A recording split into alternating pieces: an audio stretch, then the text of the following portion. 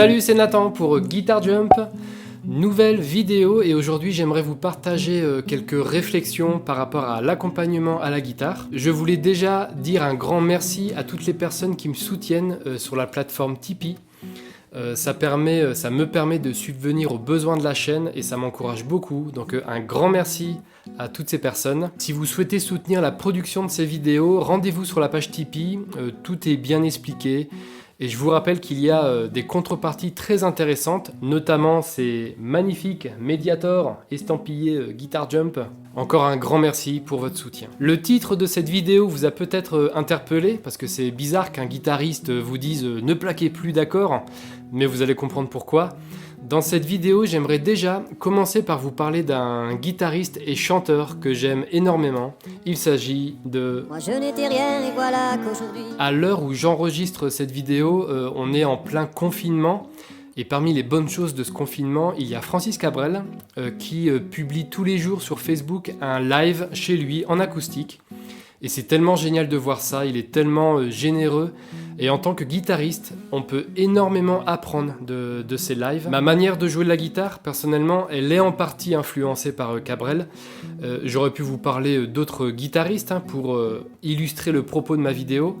Mais comme ce dont je vais vous parler, c'est assez significatif chez Cabrel et que je connais très très bien son jeu, je me base sur lui pour ça. J'aimerais vous encourager dans votre accompagnement, dans votre strumming, à être sensible aux notes que vous jouez. J'aimerais vous parler dans cette vidéo des notes plus que des accords. Je trouve que les guitaristes, on ne parle pas suffisamment des notes, mais beaucoup d'accords. À la guitare, nous plaquons des accords.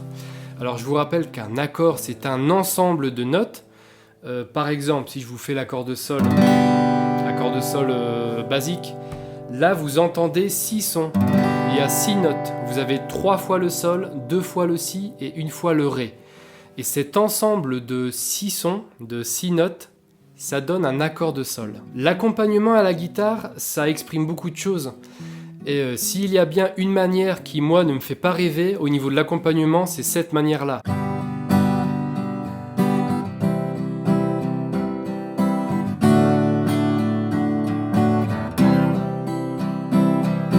Pour un feu de camp ou pour certains morceaux, certaines circonstances, il y a des rythmiques assez franches avec un mouvement ample qui sollicite toutes les cordes et ça entraîne davantage. Ne négligeons pas ces rythmiques, c'est pas ce que je veux vous dire, mais je voulais vous inviter à travailler votre précision. Lorsque vous accompagnez un chant, avec les coups de médiator que vous donnez, là où vos doigts vont se placer, il y a moyen d'exprimer beaucoup plus qu'un ensemble de notes un petit peu fouillis. On le voit beaucoup dans la manière de jouer de Cabrel, et il a rarement un accompagnement qui va aller de tout en haut jusqu'à tout en bas.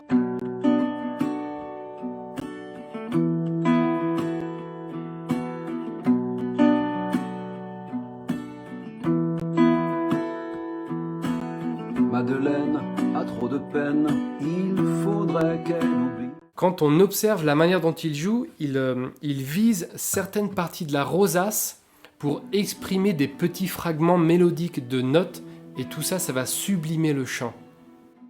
Je m'auto-interromps pour rajouter quelque chose que j'ai oublié. Quand on observe le jeu de guitare de Francis Cabrel, il y a quelque chose qui est très spécifique chez lui, qu'il utilise beaucoup, c'est ce qu'on appelle le palm mute. C'est-à-dire qu'avec la paume, vous allez poser la paume au niveau du chevalet, en bas de la guitare, là, à côté de la rosace, pour étouffer un petit peu les notes. Ça permet de mieux sélectionner et de donner ce côté un petit peu expressif, un peu étouffé.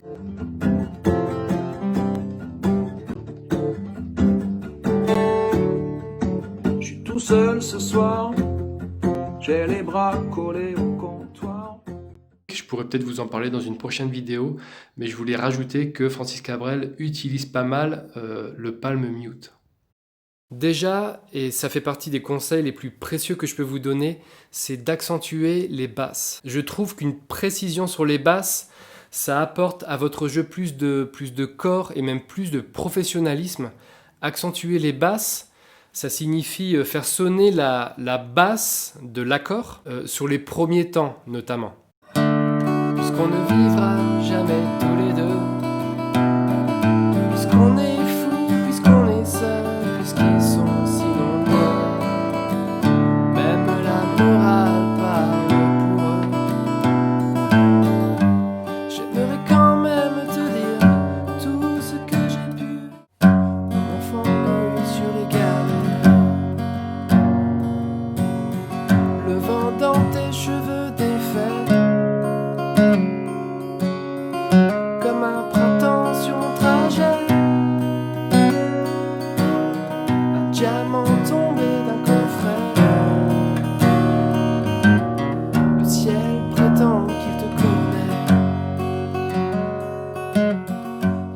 Accentuer les basses de cette manière, ce n'est pas forcément pour tous les chants, mais c'est une astuce que je vous laisse. Ça s'avère intéressant dans le sens où ça améliore votre jeu. Si vous appliquez sur les basses, l'impression qui en ressort quand on va vous écouter, c'est que vous avez le souci du détail et vous avez le souci de chaque note. À côté des basses, il s'agit aussi de considérer les autres cordes, les autres notes possibles.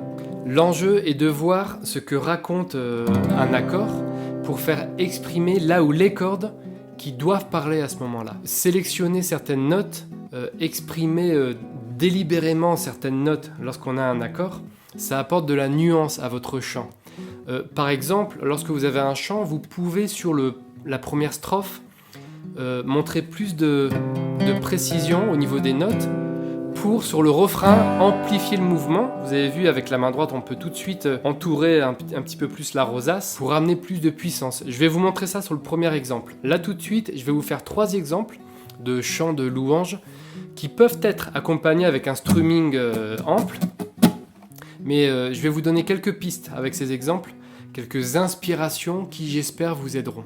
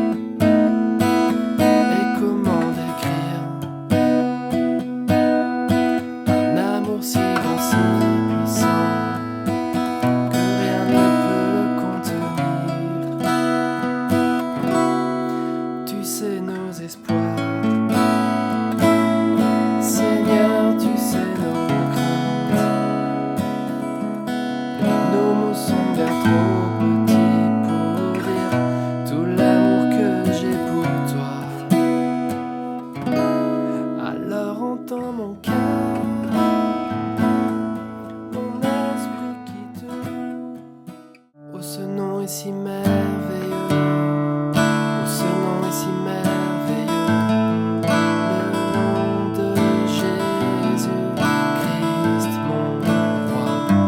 Oh ce nom est si merveilleux, sa puissance est sans pareil. Oh ce nom est si merveilleux, le nom de Jésus. Pour gagner en précision au niveau de votre jeu, si vous êtes débutant à la guitare, peut-être que vous avez encore du mal à jouer les bonnes cordes que vous souhaiteriez jouer. Quand vous jouez avec le Mediator, pour accentuer les basses, c'est vrai qu'il faut être à l'aise et bien connaître son instrument. Et c'est vrai qu'avec le temps, on arrive à jouer les basses sans forcément regarder la guitare tout le temps, comme ça. Ça, c'est une habitude qui se prend, donc au début, si vous en êtes au début de votre apprentissage, regardez ce que vous faites tout le temps. Je vous encourage vraiment à regarder ce que vous faites, à observer où votre médiator se place pour jouer les bonnes cordes qui doivent être jouées. Et avec le temps, il faudra se détacher de cette habitude. C'est vraiment une habitude à avoir au début de l'apprentissage, pas plus tard. Donc observez ce que vous faites à la main droite et aussi à la main gauche. Et vous pourrez commencer à gagner en précision. J'espère que cette vidéo vous aide et vous permet de grandir dans votre apprentissage. En tout cas, je tenais à vous donner ces astuces, ces conseils et me baser sur Francis Cabrel, que je surkiffe. Je sais que toutes ces nuances-là, ces précisions, ça peut faire toute la différence dans votre accompagnement. Donc, jouez des notes, pas que des accords. N'hésitez pas à partager cette vidéo et à parler de Guitar Jump autour de vous, si vous connaissez des guitaristes qui souhaitent progresser dans leur apprentissage et apprendre des accords nouveaux, des trucs sympathiques. Et je vous dis à bientôt!